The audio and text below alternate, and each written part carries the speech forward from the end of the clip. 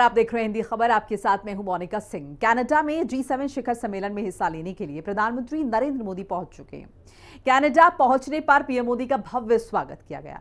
G7 summit में ये उनकी लगातार छठी भागीदारी है। कनाडा के प्रधानमंत्री माकानी के निमंत्रण पर पीएम मोदी अपनी यात्रा के दूसरे चरण में साइप्रस से कनाडा पहुंचे।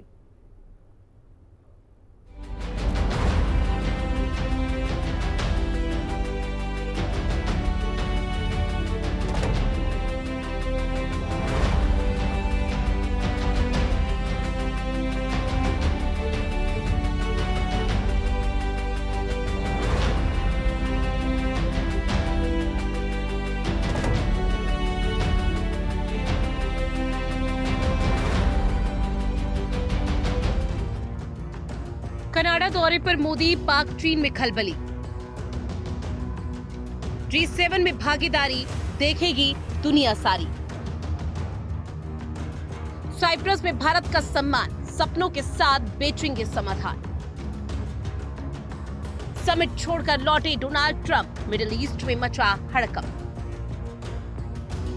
प्रधानमंत्री नरेंद्र मोदी के 91वें G7 सम्मेलन में हिस्सा लेने के लिए कनाडा पहुंच चुके हैं। अल्बर्टा के कनाकास्केस्वा में G7 सम्मेलन का आयोजन किया गया है। प्रधानमंत्री नरेंद्र मोदी कनाडाई पीएम मार्क कार्नी के बुलावे पर G7 समिट में हिस्सा लेने के लिए पहुंचे।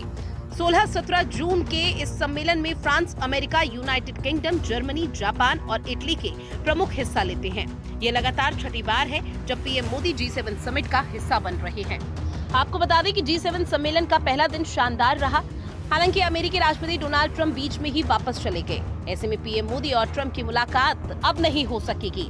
व्हाइट हाउस की प्रेस सचिव कैरोलिन लेविट ने ट्रंप की वापसी की जानकारी देते हुए कहा, राष्ट्रपति ट्रंप ने G7 सम्मेलन में यूके के पीएम कीर स्टारमर से मुलाकात कर प्रमुख व्यापार समझौतों पर हस्ताक्षर किया। हालांकि मिडिल ईस्ट की स्थिति के कारण राष्ट्रपति डोनाल्ड ट्रंप राष्ट्राध्यक्षों के साथ डिनर नहीं कर पाए। आपको बता दें कि भारत और कनाडा के तनाव के बाद पीएम मोदी पहली बार कनाडा गए हैं।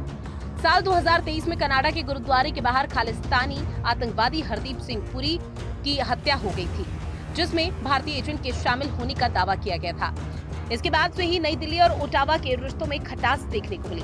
तत्कालीन प्रधानमंत्री जस्टिन ट्रूडो ने भी भारत के साथ रिश्ते खराब करने में कोई कसर नहीं छोड़ी थी। इससे पहले प्रधानमंत्री नरेंद्र मोदी 2 दिन के दौरे पर साइप्रस पहुंचे, जहां राष्ट्रपति निकोस ने एयरपोर्ट पर रेड कारपेट बिछाकर उनका भव्य स्वागत किया। इसके बाद मोदी साइप्रस के लिमासोल गए।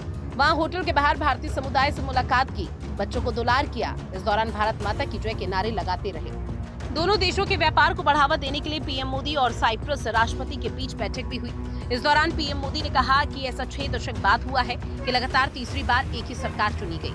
पिछले 10 सालों में डिजिटल क्रांति आई है। साथ ही उन्होंने बताया कि इनोवेशन भारत की आर्थिक ताकत का एक मजबूत स्तंभ बन चुका है। ऐसा हुआ है कि एक ही सरकार लगातार तीसरी बार चुन करके आई है। भारत की डेमोग्राफिक डिविडेंड और टैलेंट से आप भली भांति परिचित हो और आपकी बातचीत में भी इसका जिक्र हुआ है। पिछले 10 वर्षों में डिजिटल रिवॉल्यूशन आया है। फाइनेंशियल इंक्लूजन एक मिसाल बना है।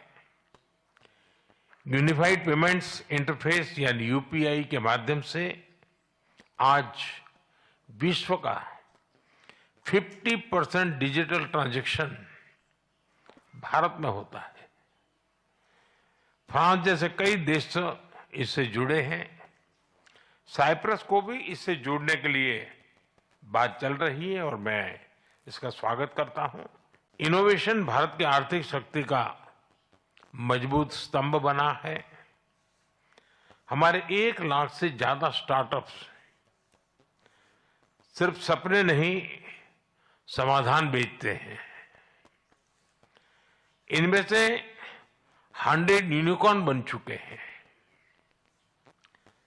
भारत इकोनॉमी और इकोलॉजी के बैलेंस में विश्वास करता है और उस पर हम प्रतिबद्ध हैं। एक क्लीन और ग्रीन फ्यूचर का रास्ता बना रहा है। आपको बता दें कि मोदी साइप्रस जाने वाले तीसरे भारतीय प्रधानमंत्री हैं। इससे पहले 1983 में इंदिरा गांधी और 2002 में अटल बिहारी वाजपेयी ने इस देश का दौरा किया था।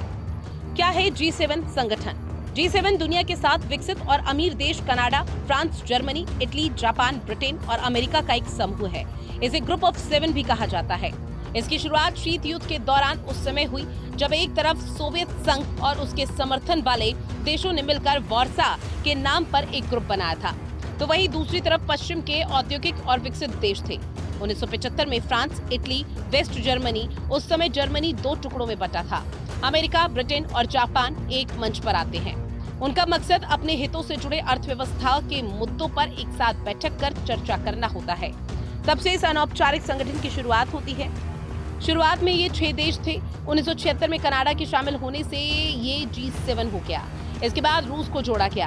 भारत बतौर गेस्ट इस समिट में शामिल हो रहा है।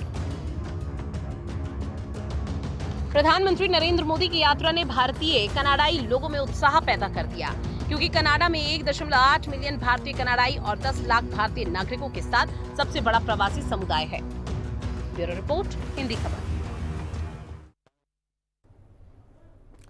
ईरान, इजरायल, सीरिया, इराक जैसे मिडिल ईस्ट के कई देशों ने जंग के कारण अपने स्पेस को